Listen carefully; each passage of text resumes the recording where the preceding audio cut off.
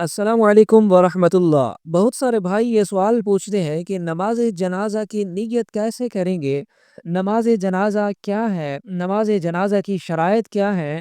اگر کوئی بندہ نماز جنازہ پڑھ رہا ہے اور اس کو نماز جنازہ کی دعا یاد نہ ہو تو وہ کون سی دعا پڑھے؟ کیا دعا پڑھے بغیر جنازہ ہو جائے گا؟ اسی طرح اگر کوئی بندہ نماز جنازہ میں شرکت کے لیے آ رہا ہے اور اس کو وضو نہیں ہے، اب اگر وہ وضو کرتا ہے تو وہ یہ سوچتا ہے کہ جنازہ ہو جائے گا، تو ایسی صورت میں اس کو کیا کرنا چاہیے؟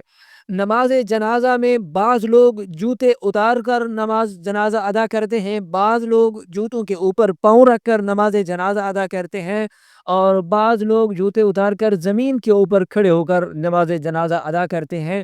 یہ اس میں کون سا صحیح عمل ہے؟ کیا جوتے اتارنا صحیح ہے یا نہیں ہے؟ اس کے علاوہ نماز جنازہ میں اگر کوئی دیر سے شرکت کرتا ہے، کسی کی ایک یا دو تکبیرات رہ جاتی ہیں، تو وہ ان تکبیرات کو کیسے ادا کرے گا؟ کیسے سلام پھیرے گا؟ کیا وہ امام کے ساتھ سلام پھیر دے گا؟ نماز جنازہ ہو جائے گا؟ سنیے، بات کرتے ہیں نماز جنازہ کے مکمل طریقہ کے بارے میں کہ نماز جنازہ کا حکم کیا ہے، نماز جنازہ کی شرائط کیا ہے، نماز جنازہ کے فرائض کون سے ہیں، اور نماز جنازہ کے اندر کیا پڑھنا ہوتا ہے۔ مکمل طریقہ A to Z انشاءاللہ اس ویڈیو میں آپ کے سامنے بیان کروں گا۔ میں امید کرتا ہوں کہ اگر آپ اس ویڈیو کو سن لیں گے تو انشاءاللہ عز و جل آپ کو جنازہ کے حوالے سے کسی قسم کا سوال کسی سے پوچھنے کی ضرورت نہیں پڑے گی انشاءاللہ۔ سب سے پہلے بات کرتے ہیں کہ نماز جنازہ کا حکم کیا ہے، کہ نماز جنازہ پڑھنا فرض کفایہ ہے، یعنی اگر کسی نے بھی میت پر نماز نہ پڑھی، کسی ایک مرد نے بھی نہ پڑھی، تو جن جن لوگوں کو معلوم تھا کہ آج جنازہ تھا، فلاں بندہ فوت ہو گیا تھا، تو جتنے لوگوں کو علم تھا انہوں نے جنازہ نہیں پڑھا، تو وہ سب گناہگار ہوں گے۔ اگر صرف ان میں سے کسی ایک شخص نے بھی نماز جنازہ ادا کر لی تو فرض کفایہ ساقط ہو جائے گا۔ یوں سمجھیں کہ اگر ایک محلہ میں کہیں فوتگی ہو جاتی ہے، اعلان بھی ہو جاتا ہے، اب اس محلہ سے کوئی ایک بندہ بھی نماز جنازہ کے لیے نہیں گیا تو پورے کا پورا محلہ گناہگار ہوگا، اور اگر اس محلہ میں سے کوئی ایک بندہ بھی جنازہ پڑھنے کے لیے چلا گیا اور جنازہ اس نے پڑھ لیا تو جنازہ ہو جائے گا، سب کی طرف سے فرض کفایہ ادا ہو جائے گا۔ اب چلتے ہیں کہ نماز جنازہ کے فرائض کون سے ہیں۔ نماز جنازہ کے 4 تکبیرات فرائض میں شامل ہیں، اور اس کے ساتھ قیام بھی فرائض میں شامل ہے۔ 4 مرتبہ اللہ اکبر کہنا، ہر تکبیر یہاں قائم مقام ایک رکعت کے سمجھی جائے گی۔ قیام یعنی کھڑے ہو کر نماز جنازہ پڑھنا، جس طرح فرض واجب نمازوں میں قیام فرض ہے اور بغیر عذر کے اس کا ترک کرنا جائز نہیں ہے، یہ نماز کے فرائض ہیں۔ یعنی 4 تکبیرات اور ایک قیام کرنا، یہ 5 ہو جاتے ہیں، یہ نماز جنازہ کے فرائض ہیں۔ اور نماز جنازہ کے واجبات نہیں ہیں، البتہ 3 سنتیں ہیں۔ سب سے پہلے جو ہم ثنا پڑھتے ہیں، اللہ تعالیٰ کی حمد کرنا، پھر اس کے بعد حضور صلی اللہ علیہ وسلم کی ذات اقدس پر درود بھیجنا، اور پھر اس کے علاوہ حاضر میت پر دعا پڑھنا، یہ سنتیں ہیں۔ فرائض اور سنتوں کو آپ کو معلوم ہو چکا ہے۔ اب بات کرتے ہیں کہ نماز جنازہ کی نیت کیسے کریں گے۔ نیت اصل میں دل کے ارادے کا نام ہے، اس کے لیے زبان سے الفاظ کی ادائیگی ضروری نہیں ہے، بلکہ زبان سے نیت کے الفاظ کی ادائیگی نہ تو حضور صلی اللہ علیہ وسلم سے ثابت ہے اور نہ ہی صحابہ کرام اور ائمہ مجتہدین سے، اس لیے بعض فقہاء کرام نے زبان سے نیت کے الفاظ کہنے کو بدعت قرار دیا ہے۔ لہذا نماز جنازہ شروع کرنے سے پہلے بطور نیت کہنے کے لیے مخصوص الفاظ نہیں ہیں، بس دل میں یہ نیت ہو کہ اللہ کی رضا کے لیے میں فلاں میت کی نماز جنازہ ادا کر رہا ہوں اور امام کے اقتداء میں ہوں۔ بس اتنا اپنے ذہن نشین کر لیجئے، یہ آپ کی نماز جنازہ کی نیت ہو چکی ہے۔ امام اللہ اکبر کہے گا، پہلی تکبیر کے لیے آپ نے سب نے ہاتھ اٹھانے ہیں اور ہاتھ باندھ لینے ہیں۔ اللہ اکبر کہہ کر ہاتھ باندھ لینے ہیں۔ اب آپ نے سب سے پہلے یہ پڑھنا ہے، اللہ کی حمد کرنی ہے کہ سبحانک اللہم و بحمدک و تبارک اسمک و تعالی جدک ولا الہ غیرک۔ یہ آپ نے پہلی تکبیر کہہ کر سبحانک اللہ جس طرح فرض نمازوں میں پڑھتے ہیں اسی طرح پڑھ لینا ہے۔ اس پر ایک اور مسئلہ سمجھ لیجئے، بعض لوگ یہ سوال پوچھتے ہیں کہ ہم نماز جنازہ میں دیر سے شرکت کی، ہم نے 2 تکبیریں ہو چکی تھیں، 3 تکبیریں ہو چکی تھیں، ہم نے بعد میں شرکت کی، اب ہم ان تکبیرات کو کیسے لٹائیں گے یا امام کے ساتھ سلام پھیر دیں گے؟ تو سن لیجئے کہ اگر کوئی بندہ ایسی صورت میں، ایسی حالت میں، ایسے وقت میں نماز جنازہ میں داخل ہو جاتا ہے کہ جس وقت امام 2 تکبیرات کہہ چکا ہوگا، اب اس نے امام کے ساتھ تکبیر کہہ کر سب سے پہلے ثنا پڑھ لینی ہے۔ اگر 1 تکبیر باقی ہوگی وہ ثنا پڑھ لے گا، 2 باقی ہیں تو وہ اس میں درود بھی پڑھ لے گا، اور پھر اس کے بعد اگر امام 2 تکبیرات کے بعد سلام پھیر دیتا ہے تو یہ 2 اور تکبیرات کہے گا، دعائیں نہیں پڑھے گا، بلکہ جلدی جلدی امام سلام پھیرے گا۔ اس نے اگر اس کی 2 تکبیرات رہ گئی ہیں یا 3 رہ گئی ہیں تو یہ جلدی جلدی اللہ اکبر اللہ اکبر اللہ اکبر، اسی طرح 3 مرتبہ یہ جلدی جلدی جتنی اس کی تکبیرات رہ گئی ہیں ان کو کہہ کر یہ امام کے بعد امام کے ساتھ ہی سلام پھیر دے گا، تو اس کی نماز جنازہ ادا ہو جائے گی۔ کیونکہ نماز جنازہ میں جو فرائض ہیں وہ تکبیرات اور قیام ہے، اور تکبیرات اس نے کہہ دی ہیں، قیام بھی اس نے کر لیا ہے، تو یہ سلام پھیر دے گا، اس کا نماز جنازہ ادا ہو جائے گا۔ اور امام کسے لیٹ نہ کرے، کیونکہ یہ جو دعائیں پڑھتے ہیں ہم، تو ان دعاؤں کو پڑھنا مسنون ہے، تو اس لیے اگر سنت رہ جاتی ہے تو اس میں کوئی حرج نہیں، آپ کا جنازہ ہو جائے گا۔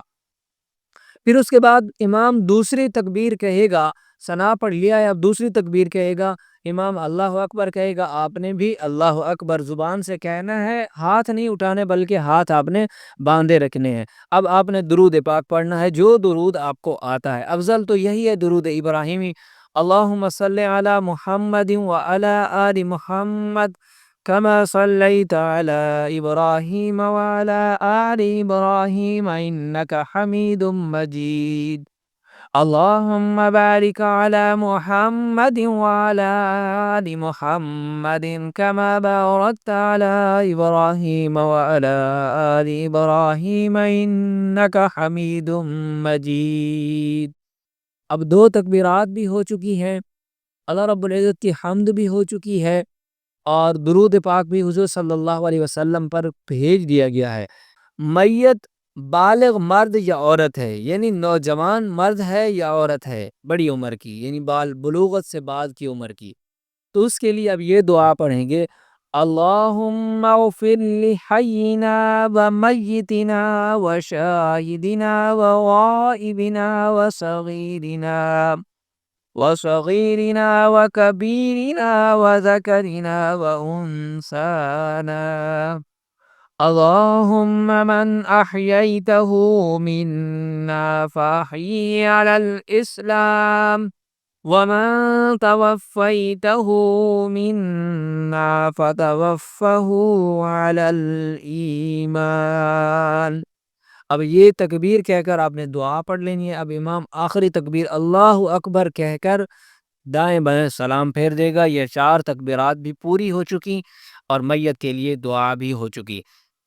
اب اگر میت بچہ ہے یا بچی ہے، یعنی نابالغ ہے، یہ تو بالغ کی دعا تھی، اگر نابالغ لڑکا ہے تو اس کے لیے وہ دعا آپ کی سکرین پر نظر آ چکی ہوگی، وہ یہ ہے کہ اللہم اجعل لنا فرة واجعله لنا أجرا وذخرا واجعله لنا شافعا ومشفعا۔ اس کے بعد اس کے ساتھ اگر نابالغ لڑکی ہے تو اس کی دعا یہ بھی سن لے، اللہم اجعلها لنا فرطا واجعلها لنا اجرا وزخرا واجعلها لنا شافعتا ومشفعا۔ اب یہ دعا بھی مکمل ہو چکی۔ یہ دعا پڑھ کر آپ نے تکبیر، چوتھی تکبیر کہنی ہے، امام بھی چوتھی تکبیر کہے گا، آپ نے امام کے بعد چوتھی تکبیر کہنی ہے۔ اس کے بعد آپ نے امام دائیں بائیں سلام پھیر دے گا، آپ نے بھی سلام پھیر دینا ہے۔ اب سوال اس میں ایک دو ایڈ کر دیتے ہیں۔ یہ نماز جنازہ تو آپ کی مکمل ہو چکی ہے، اس کے ساتھ ایک دو سوال ایڈ کرتے ہیں۔ وہ یہ ہے کہ بعض لوگ یہ پوچھتے ہیں کہ اگر کسی کو دعا یاد نہ ہو تو وہ کیا پڑھے؟ دیکھیے، اگر کسی کو نماز جنازہ کی دعا یاد نہ ہو تو اس کے لیے یہ ہے کہ سب سے پہلے تو وہ نماز جنازہ کی دعا کو یاد کرے۔ اگر وہ یاد نہیں کر سکتا، جب تک اس کو یاد نہیں ہوتی تب تک وہ پہلے ثنا پڑھے گا پہلی تکبیر کے بعد، پھر دوسری تکبیر کے بعد درود پڑھے گا، اب تیسری تکبیر کے بعد جب دعا پڑھی جاتی ہے تو اس وقت یہ الفاظ پڑھے گا، اللہم اغفر للمؤمنین والمؤمنات، اللہم اغفر للمؤمنین والمؤمنات، اللہم اغفر للمؤمنین والمؤمنات۔ جب تک امام اور تکبیر نہیں کہے گا اس وقت تک یہ پڑھتا رہے اس وقفے میں۔ اب یہ اور دوسرا وہ سوال ہے کہ بعض لوگ یہ سمجھتے ہیں کہ جوتے کو اتار کر نماز جنازہ پڑھنا چاہیے، یا بعض لوگ جوتا اتارتے ہی نہیں، وہ نماز جوتے کے اوپر کھڑے ہو کر نماز پڑھتے ہیں۔ تو اس کی کیا صورت اور کیا حالت بنے گی؟ دیکھیے، نماز جنازہ جہاں پر پڑھا جاتا ہے زمین کا پاک ہونا بھی ضروری ہوتا ہے اور کپڑوں کا پاک ہونا بھی ضروری ہوتا ہے۔ اگر آپ نماز جنازہ میں جوتے پہن کر نماز پڑھتے ہیں تو زمین تو پاک ہونا تو ضروری ہے، زمین کے ساتھ آپ کے مکمل جوتے کا پاک ہونا بھی ضروری ہے۔ اگر آپ نے جوتا پہنا ہے، آپ کے جوتے کے کسی حصہ پر بھی کوئی تھوڑی سی نجاست لگی ہوئی ہے، 1 درہم کی مقدار، تو آپ کا جنازہ نہیں ہوگا۔ اسی طرح بعض جگہوں پر زمین ناپاک ہوتی ہے، نیچے کچھ ایسی چیزیں پڑی ہوتی ہیں وہ ناپاک ہوتی ہے، تو اس پر بعض لوگ جوتا اتار کر جوتے کی اوپر والی سطح پر پاؤں رکھ کر نماز پڑھ لیتے ہیں۔